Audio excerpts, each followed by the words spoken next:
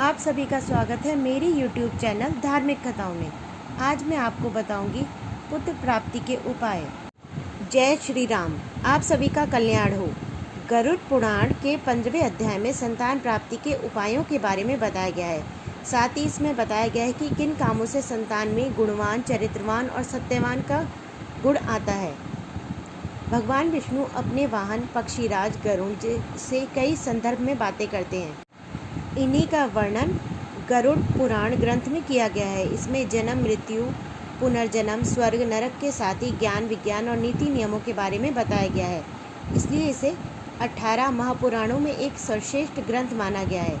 उत्तम संतान की प्राप्ति की इच्छा हर दंपत्ति को होती है, क्योंकि संतान अगर उत्तम हो तो इससे समाज में मान सम्मान की वृद्धि होती है। गरुड़ पुराण के 15वें अध्याय में पक्षीराज गरुड़ ने भगवान विष्णु से इसी विषय में प्रश्न करते हुए कहा है। गरुड़ के इस सवाल का जवाब देते हुए भगवान बोले, यह प्रश्न बहुत उत्तम है। हर व्यक्ति को इसका ज्ञान होना बहुत ज़रूरी है। इन कामों से होती है उत्तम संतान की प्राप्ति। गरुड़ पुराण के अनुसार संतान प्राप्ति की कामना के दिन स्त्री और पुरुष दोनों का चित्त प्रसन्न और मन शुद्ध होना चाहिए, क्योंकि स्त्री और पुरुष का चित्त जैसा रहेगा वैसा ही चित्त संतान में भी होगा। गरुड़ पुराण में भगवान विष्णु कहते हैं कि उत्तम संतान की प्राप्ति के लिए महिला के माहवारी के दिनों में उसके संपर्क में नहीं रहना चाहिए। मान्यता है कि देवताओं द्वारा स्त्री को माहवारी का श्राप दिया गया था, इसलिए इस दौरान स्त्री की आभा को अशुद्ध माना जाता है। माहवारी के 5वें दिन महिला को स्नान होकर शुद्ध होना चाहिए। इसके बाद ही पुरुष महिला के साथ एक कमरे में निवास कर सकते हैं। हालांकि संतान प्राप्ति के लिए भी यह समय अनुकूल नहीं होता। माहवारी के 7 दिन पश्चात महिला देवताओं और पितरों की पूजा करने योग्य मानी जाती है। इसलिए उत्तम चरित्र या चरित्रवान संतान के लिए 7वें दिन के बाद ही गर्भधान के लिए प्रयास करें।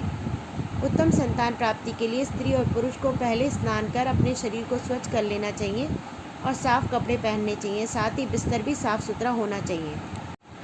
अब मैं आपको गरुड़ पुराण के अनुसार पुत्र प्राप्ति के उपाय बताऊंगी। मान्यता है कि सम दिनों में गर्भधान से पुत्र और विषम दिनों में गर्भधान से पुत्री की प्राप्ति होती है।